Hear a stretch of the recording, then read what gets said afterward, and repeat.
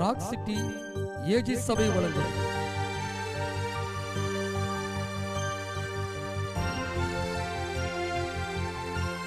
கிருபையும் சத்தியமும்.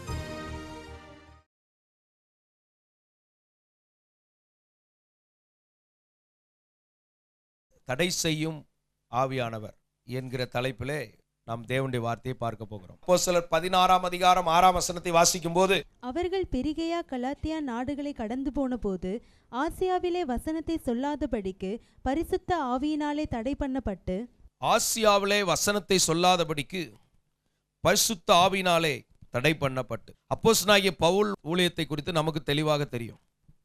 தேவன் அவரை வல்லமையாய் பயன்படுத்தினார். ஆண்டவரோடு இருந்த சீசர்களை விட அப்போஸ்தலனாகிய பவுலுடைய ஊழியம் மிக பிரகாசமாய் ஆசீர்வாதமாய் இருந்தது. அற்புத அடையாளங்கள் நடந்தது, விடுதலை கிடைத்தது, அநேகர் சொஸ்தமானார்கள். இப்படியாக பெரிய ஊழியத்தை அவர் செய்தார். எருசலேம் முதல் இல்லிரிக்கம் வரைக்கும் அவர் போய் தேவராஜ்யத்தை பிரசங்கித்தார். ஒவ்வொரு இடங்களிலும் போய் சொல்லி அங்கெல்லாம் சபைகள் நிறுவப்பட்டது. அங்கெல்லாம் நிருபங்களை அனுப்பினார். தீமோத்தேயு போன்ற உதவி ஊழியர்களை அனுப்பினார். போன இடங்களிலெல்லாம் மூப்பர்களை ஏற்படுத்தினார். மீண்டும் அந்த சபையின் செய்திகளை கேட்டறிந்து அவர்கள் எவைகளில் கவனமாக இருக்க வேண்டும், உங்களை குறித்து நான் இப்படி கேள்விப்படுகிறேனே, இவைகளை நீங்கள் சரிப்படுத்தி கொள்ள வேண்டும் என்றுதான் வேதத்திலே நிருபங்கள் எழுதப்பட்டது. இந்த நிருபங்கள் தான் இன்றைக்கு உலகம் முழுதும் உள்ள கிறிஸ்தவ சபைகளுக்கு ஒரு முதுகெலும்பை போல பரிசுத்த ஆவியானவர் அவரை பயன்படுத்தினார். இப்படியெல்லாம் அப்போஸ்தலனாகிய பவுல் பயன்படுத்தப்பட்டாலும் அவருடைய ஊழிய பாதையிலே போய்கொண்டிருக்கும் போது ஆவியானவரால் தடை பண்ணப்பட்டார் என்று சொல்லப்பட்டிருக்கிறது. நம் ஒவ்வொருடைய வாழ்க்கையிலும் நாம் புரிந்து கொள்ள வேண்டிய ஒரு முக்கியமான காரியம், ஆண்டவர் இயேசு சொல்லுகிறார், உலகத்தின் முடிவு வரைந்தும் சகல நாட்களிலும் நான் உங்களுடனே கூட இருக்கிறேன். அப்போ எப்பொழுதும் நம்முடனே அவர் இருக்கிறேன் என்று அவர் சொல்லியிருக்கிறார். இப்படி இருக்கிற தேவன் நம்மை வழி நடத்துகிறார். நம்மோடு இருக்கும் தேவன் என்னெல்லாம் செய்து கொண்டிருக்கிறார். நான் உனக்கு போதித்து நீ நடக்க வேண்டிய வழியை உனக்கு காட்டுவேன், உன்மேல் என் கண்ணை வைத்து உனக்கு நான் ஆலோசனை சொல்லுவேன். அப்போ தேவன் எப்படி நம்மோடு இருக்கிறார், தேவன் நம்மோடு இருப்பதினால் நாம் எப்படியெல்லாம் ஆசீர்வதிக்கப்படுகிறோம். நான் உனக்கு போதித்து, அப்படி என்றால் நம் ஒவ்வொருவருக்கும் போதனை கொடுத்து கொண்டே இருக்கிறார். சிலருக்கு ஸ்தோத்திரம், பொய்யின் ஆவிகள் போதனை கொடுப்பதை முந்தின செய்திகளிலே நாம் கேட்டிருக்கிறோம். ஆனால் நமக்கு போதனை கொடுப்பதற்கு பரிசுத்த ஆவியானவர் இருக்கிறார். நாம் எந்த வழிகளிலே நடக்க வேண்டும் என்பதை இந்த பரிசுத்த ஆவியானவர் நம்மோடு இருந்து அவர் வழிகாட்டுகிறவராய் இருக்கிறார். அனுதின வாழ்க்கையில தேவன் நம்மோடு இருப்பது நம்மை போதித்து நடத்துவதற்கு. ஆலோசனை சொல்லுவேன் என்று சொல்லியிருக்கிறார். சில ஆலோசனைகளை நமக்கு ஆண்டவர் சொல்லுவார்.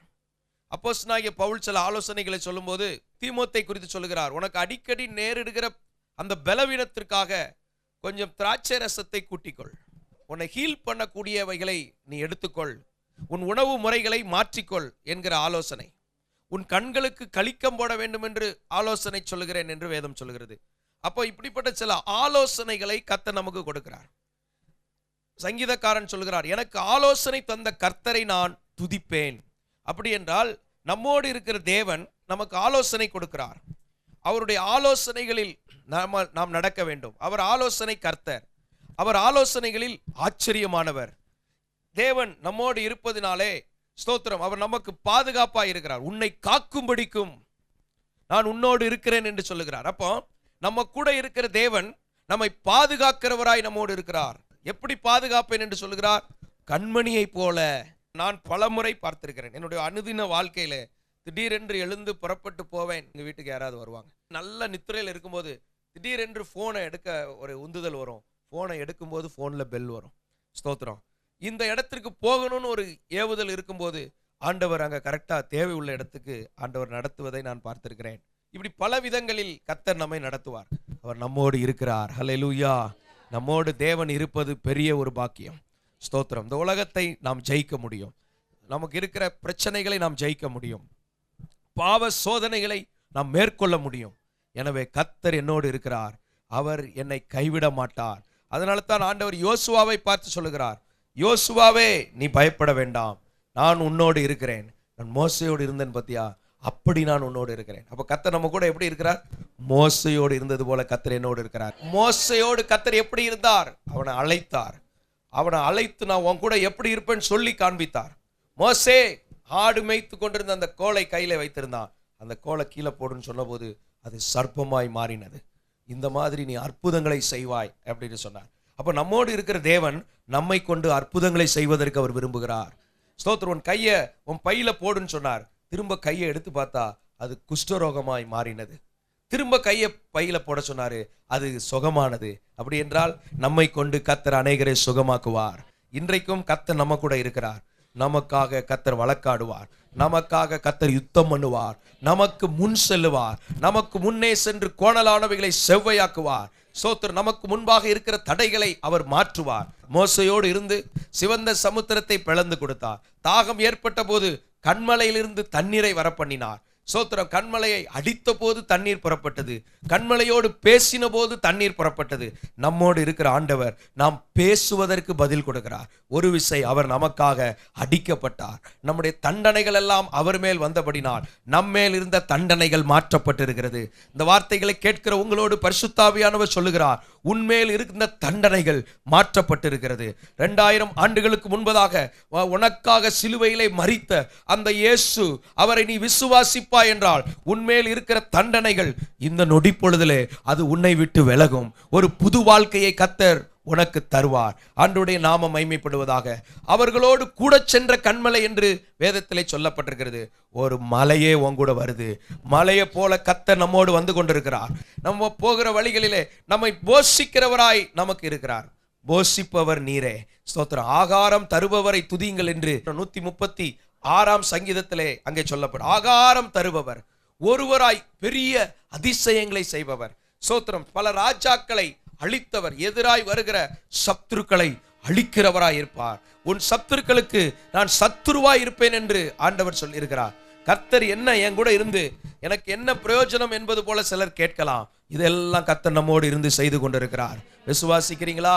ஜெபத்திற்கு வருகிற அநேகருடைய வாழ்க்கையில கண்ணீரோடு வருவார்கள், தேவைகளோடு வருவார்கள், பிரச்சனைகளோடு வருவார்கள், குடும்பம் செதறும் நிலையிலே வருவார்கள், மரித்து போவேன் என்கிற நிலைமையில வருவார்கள். ஆனால் கிறிஸ்துவை அவருடைய உள்ளத்திலே விசுவாசித்து அவர்களுக்காக ஜெபம் செய்யும் போது, அடுத்த முறை வரும்போது அவர்கள் ஸ்தோத்திரம் கொஞ்சம் மெதுவாக தான் வருவார்கள். முதல் முறை அலறி ஓடி வருவார்கள். திரும்ப பார்த்தீங்கன்னா ரொம்ப மெதுவாக வருவாங்க. தெரிஞ்சு கொள்வேன் அவங்க பிரச்சனை சரியாயிட்டு. அல்லேலூயா. இன்றைக்கு நம்மோடு இருந்து நம்முடைய பிரச்சனைகளை மாற்றுகிறவராய் கர்த்தர் நம்மோடு இருக்கிறார்.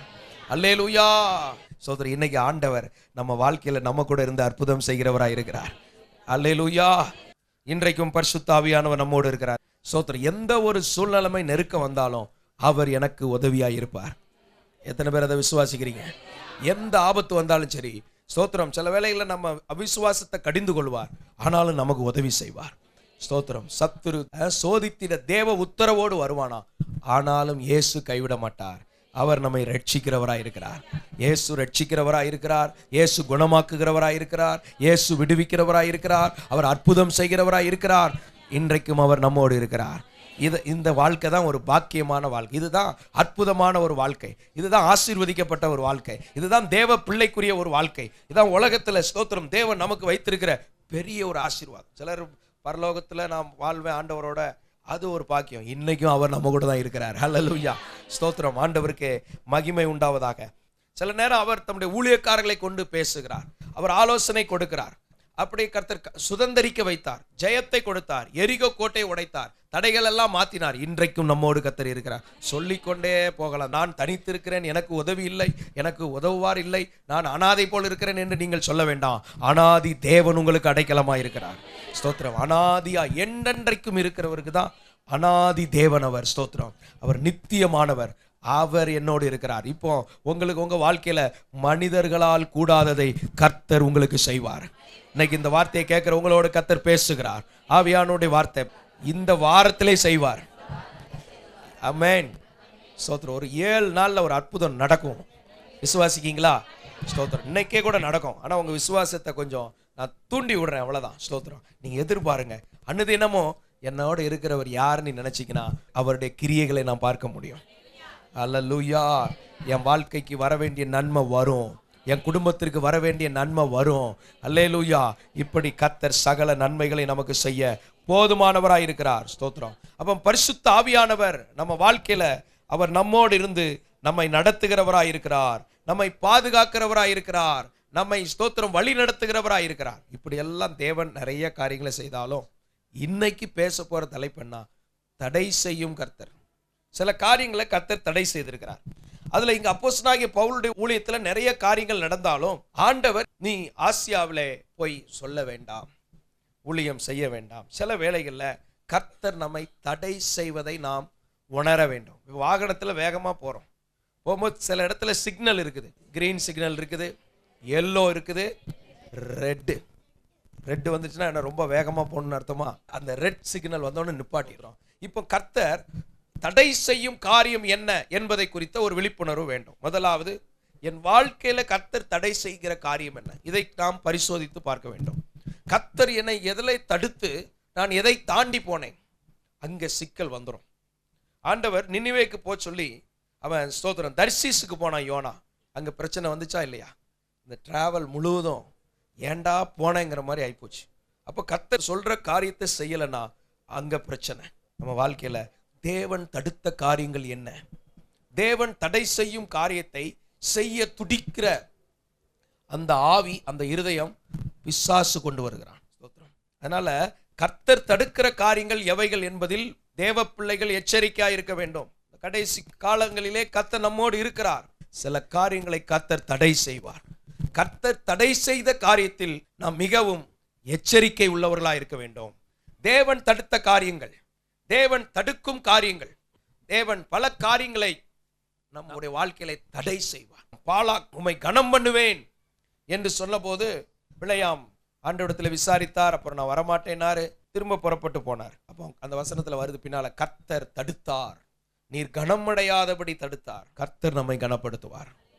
ஆபத்தில் நானே அவனோடு இருந்து அவனை தப்புவித்து அவனை கனப்படுத்துவேன். கர்த்தரே கூட இருப்பார். ஸ்தோத்திரம். நான் சொன்ன சில இடத்துக்கு தூதர்கள் அனுப்புவார், சில இடத்துக்கு ஊழியர்கள் அனுப்புவார், சில இடத்துக்கு சில மனிதர்களை ஆண்டவர் உதவியாக அனுப்புவார்.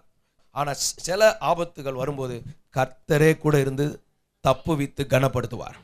அல்லேலூயா. ஆனா சில இடத்துல மனுஷனால சில கணம் கிடைக்கும் போகும்போது தடை செய்யவும் செய்வார். கர்த்தர் தடை செய்கிற காரியங்களில் மிக மிக எச்சரிக்கையா இருக்க வேண்டும். இப்ப மீண்டும் அந்த அப்போஸ்தலர் 16ஆம் அதிகாரம் 6ஆம் வசனத்தை வாசிக்கும் போது, அவர்கள் பிரிகையா கலாத்தியா நாடுகளை கடந்து போன போது ஆசியாவிலே வசனத்தை சொல்லாதபடிக்கு பரிசுத்த ஆவியினாலே தடை பண்ணப்பட்டு. யார் தடுக்கிறது? யாரு? பரிசுத்த ஆவியை தடுக்கிறார். இதை கண்டுபிடிக்கிறதா ரொம்ப பெரிய விஷயம். கர்த்தர் தடுக்கிற மாதிரி இருக்கு, கர்த்தர் எச்சரிக்கிற மாதிரி இருக்குது. சில காரியங்களை கர்த்தர் செய்வார். சொப்பனத்தில் எச்சரிக்கப்பட்டு, சாஸ்திரிகளை நீங்க அந்த வழியா போக வேண்டாம், கர்த்தர் எச்சரிக்கிறார். நீ அந்த வழியா போக வேண்டாம், நீ வேறு வழியா போ. சிலர் கர்த்தர் எச்சரிப்பார், இந்த குறிப்பிட்ட நபர்கிட்ட கவனமாறு, அவன் ஆவி சரியில்லை, அவன் உடன்படிக்க அந்நிய வல்லமைகளோட வச்சிருக்கிறான். சிலர் ஆட்கள் எல்லாம் கரெக்டா தான் இருப்பாங்க, ஆனா அவனுக்கும் பிசாசுக்கும் ஒரு உடன்படிக்கை இருக்கும். அப்போ நமக்கு கர்த்தர் எச்சரிக்கை கொடுப்பார், இந்த நபர்கிட்ட கவனமாறு. இப்படி பல காரியங்களை நம்ம நடைமுறை வாழ்க்கையில பார்க்கலாம். கர்த்தர் எச்சரிக்கிற காரியங்கள், கர்த்தர் தடுக்கிற காரியங்களில் நாம் கவனமா இருக்க வேண்டும். பொதுவா பழைய ஏற்பாட்டில் கர்த்தர் சில காரியங்களை செய்யாதே என்று சொல்லியிருக்கிறார். அதுல முக்கியமானது என்னன்னா, அந்த 10 கட்டளைகள்ல வர்ற சில விஷயங்கள். யாத்திராமத்தின் புஸ்தகம் 20ஆம் அதிகாரம் 13ஆம் வசனத்திலிருந்து பாருங்க. கொலை செய்யாதிருப்பாயாக. பாருங்க, கொலை செய்யாதே. சரியா? தடுக்கிறாரா? கொலை செய்யாதிருப்பாயாக. அடுத்தது விபச்சாரம் செய்யாதிருப்பாயாக. விபச்சாரம் செய்யாதே. தடுக்கிறாரா? இதெல்லாம் தேவன் தடுத்த காரியங்கள். அடுத்தது களவு செய்யாதிருப்பாயாக. களவு செய்யாதிருப்பாயாக. ஸ்தோத்திரம். அது கர்த்தர் தடுக்கிறது. களவு செய்யாதே. அடுத்தது பிறனுக்கு விரோதமாக பொய் சாட்சி சொல்லாதிருப்பாயாக. பொய் சாட்சி சொல்லாதிருப்பாயாக.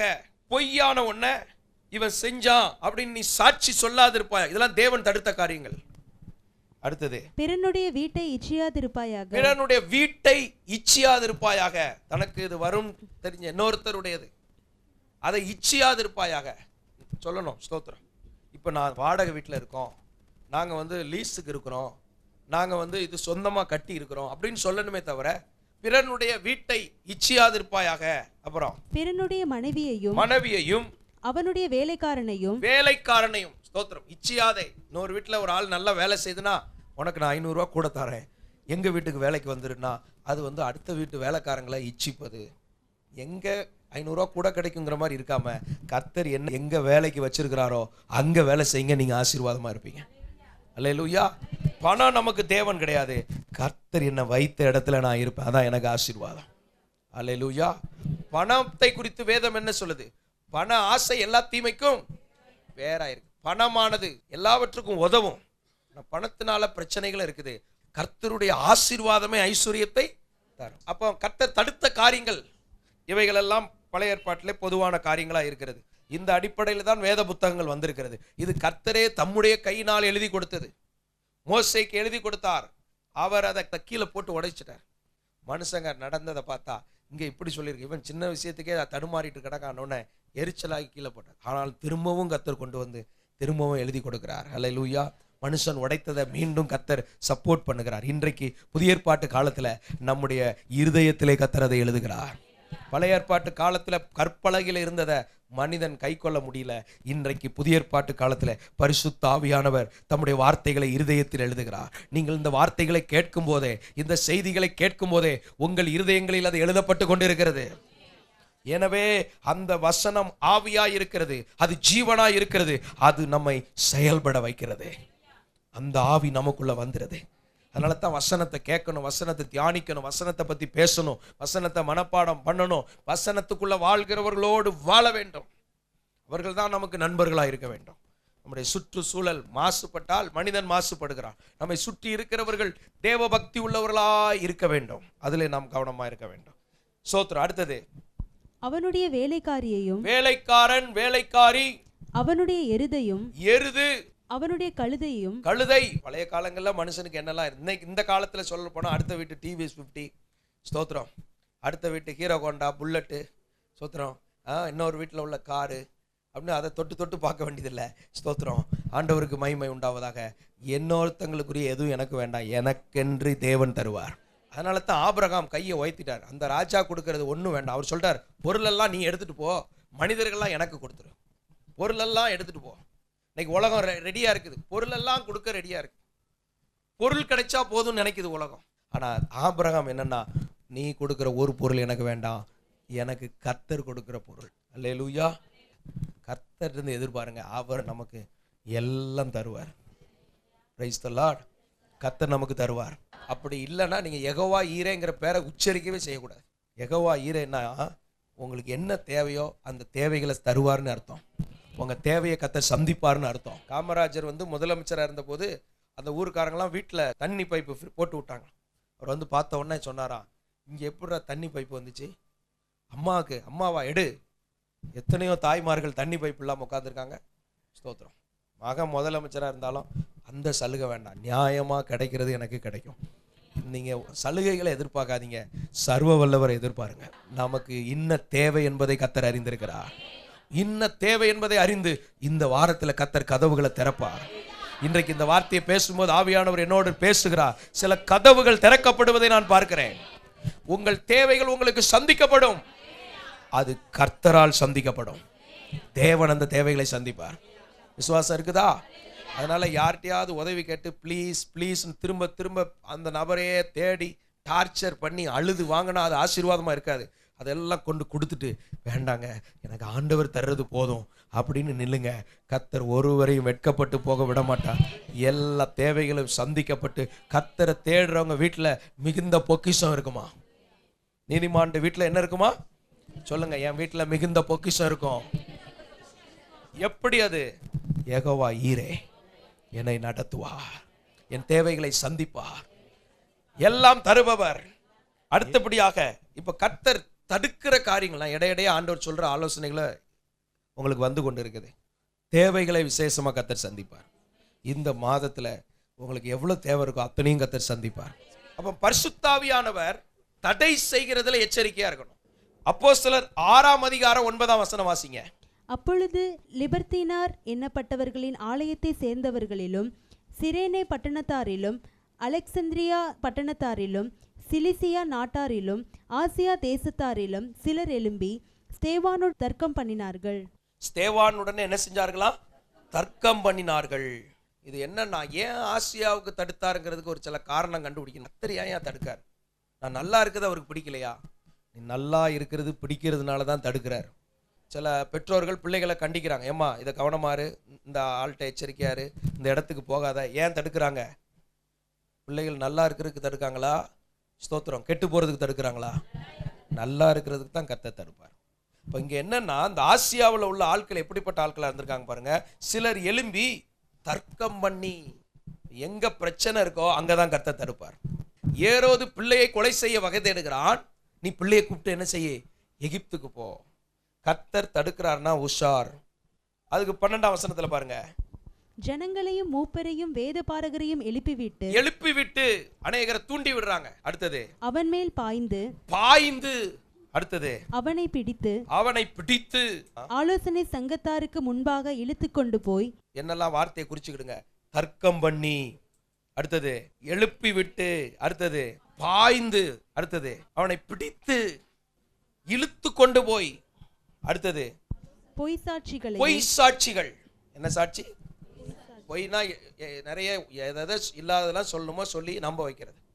பொய் சாட்சிகள். அடுத்தது இவர்கள் இந்த மனுஷன் இந்த பரிசுத்த ஸ்தலத்துக்கும் வேத பிரமாணத்துக்கும் விரோதமாக தூஷண வார்த்தைகளை ஓயாமற் பேசுகிறான். இப்படி விரோதமான காரியங்களை செஞ்சுட்டு இருக்கிறான். அதனால கர்த்தர் தடுக்கிறாருன்னா அங்க ஒரு பெரிய விஷயம் இருக்குன்னு அர்த்தம்.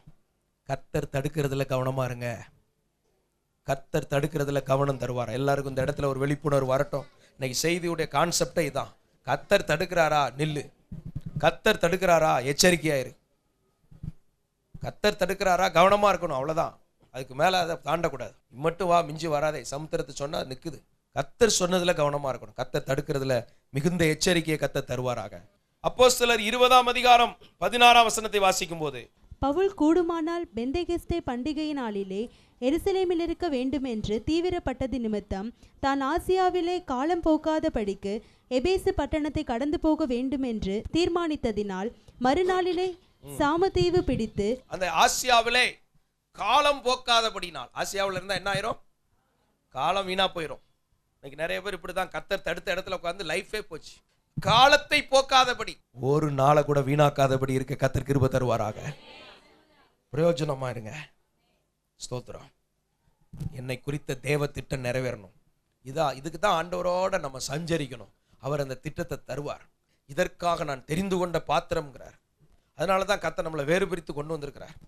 ஒவ்வொருவரை குறித்து தேவனுடைய திட்டம் இருக்கிற ஒவ்வொரு பிள்ளைகளை குறித்து தேவ திட்டம் இருக்கு. இந்த வார்த்தைகளை கேட்கிற, தொலைக்காட்சியில கேட்கிறவங்க, ஸ்தோத்திரம், இன்டர்நெட்ல பார்க்கிறவங்க, உங்களை குறித்து ஒரு தேவ நோக்கம் இருக்கிறது.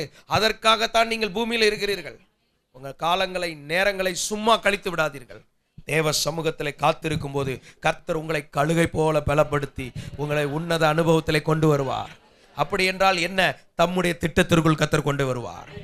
அவருடைய திட்டம் நிறைவேறும். ஸ்தோத்திரம். அப்ப காலத்தை போக்க கூடாது. நோக்கம் தெரியாமல் காலத்தை போக்க கூடாது. வழி தப்பி போய் காலத்தை போக்க கூடாது. என் காலங்கள் அவருடைய கரத்தில் இருக்கிறதுனால அந்த திட்டம். இயேசு சொல்லுகிறார், மனுஷகுமாரன் தம்மை குறித்து எழுதியிருக்கிற பிரகாரமே அவர் புறப்பட்டு போகிறார். ஏற்கனவே எழுதி வச்சிருக்கிறார். ஸ்தோத்திரம். நம்ம வாழ்க்கையில என்னென்ன நடக்கணுங்கிறத தேவன் எழுதி வச்சிருக்கிறார். இந்த பூமியில என்னென்ன நடக்கணும்னு தேவன் எழுதி வச்சிருக்கிறார். உங்களை குறித்த தேவ திட்டம் இந்த வேதத்தில் எழுதி வைத்திருக்கப்பட்டிருக்கிறது. அதை தினமும் வாசிப்பீங்கன்னா கர்த்தர் உங்களோட பேசுவார். ஒவ்வொரு நாளையும் பிரயோஜனப்படுத்திக் கொள்ளுங்கள். நாட்கள் பொல்லாதவைகள் ஆனபடியால் காலத்தை பிரயோஜனப்படுத்து. எப்படி பிரயோஜனப்படுத்துறது? இயேசுவானவர் ஞானத்துல வளர்ந்து பிரயோஜனப்படுத்தினார். ஸ்தோத்திரம். வளர்த்திலும் தேவ கிருபையில வளர்ந்தார். மனுஷ தயவுல வளர்ந்தார். சாலமோன் சொல்லுகிறார், என்னை பார்க்கிலும் துரிதமாய் சம்பாதிக்கத்தக்கவன் யார்? பர்பஸ்ல வாழுங்க, பர்பஸ்ல செயல்படுங்க, பர்பஸ்ல தடைகளை எதிர்கொண்டு. ஸ்தோத்திரம். இயேசுவை பிடிக்க வந்து அவங்களை எதிர்த்து போனார். அதாவது எதிர்த்துனா எதிர்கொண்டு போனார். இன்னைக்கு உங்க வாழ்க்கையில வருகிற சூழ்நிலைமைகள், தடைகளை எதிர்கொண்டு போவதற்கு பரிசுத்த ஆவியானவர் நமக்குள்ள இருக்கிறார். அப்போ பூமிக்குன்னு ஒரு ஈர்ப்பு சக்தி இருக்குது. அந்த ஈர்ப்பு சக்தியை எதிர்த்து போகிறதுக்கு விமானத்துக்குள்ள ஒரு சக்தி இருக்கு. பூமி ஈர்ப்பு சக்தியை இன்னொரு விதியை வைத்து அதை மாத்துது. இதே போல நம்ம உலகத்துல சில நேச்சுரலா சில காரியம் நடக்கும். அதை எதிர்கொண்டு போவதற்கு பரிசுத்த ஆவியானவர் நமக்குள்ள இருக்கிறார். இவர் தான் அதை எதிர்கொண்டு போகிறார். ஒரு நாள் வரும் மத்திய வானத்துல எல்லாரும் ஒரு நொடி பொழுதில் எடுத்துக்கொள்ளப்படுவோம். அன்னைக்கு புவியீர்ப்பு சக்தி நம்மளை ஒன்றும் செய்ய முடியாது. இன்றைக்கும் அதே போலத்தான் தேவ பிள்ளைகளுக்குள் கர்த்தர் தம்முடைய வல்லமை வைத்திருக்கிறார். அது இன்றைக்கு வருகிற இந்த உலகத்தில் இருக்கிற பாவத்தின் வல்லமை, சாபத்தின் வல்லமை, வியாதியின் வல்லமை, தரித்திரத்தின் வல்லமை, அந்தகார வல்லமைகள், இவைகளை எதிர்கொண்டு போகிற அபிஷேகம் நமக்கு உண்டு. இன்னைக்கு உங்களுக்கு இருக்கிற எந்த தடை பிரச்சனையும் எதிர்கொண்டு போகிற பரிசுத்தாவின் பலன் உங்களுக்குள்ள இருக்குது. அந்த பலனை வச்சுதான் எதிர்கொண்டு போகணும். நீங்களும் நானும் செத்து போன மீனை போல வைக்கல, ஜீவன் உள்ளவங்களா கர்த்தர் வைத்திருக்கிறா. இந்த மார்க்கத்துக்கு பேரு ஜீவ மார்க்கம்.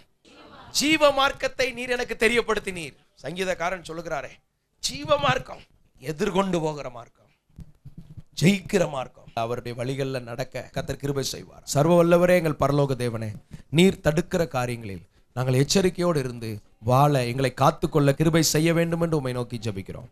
இருக்கிற தடைகளை நாங்கள் இனம் கண்டுகொள்ள உதவி செய்யுங்க.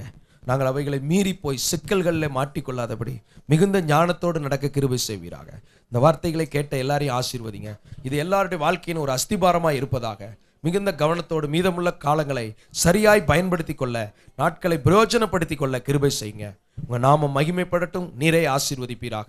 இயேசுவின் நாமத்தில் ஜெபிக்கிறோம் எங்கள் நல்ல பிதாவே. Amen, amen. Rock city AG church. Service timing Sunday morning 5 a.m., 7 a.m., 9 a.m. and 11 a.m. Evening 6:30 p.m. Branch Church AG Blessing Center. Sunday morning service 9 a.m. near Ariyamangalam EB Office Street, Thidir Nagar Road. Our address AM Plaza, number 8/1, second floor, opposite Sidambaram Mahan, Trichy 620002. Cell phone 9976607364.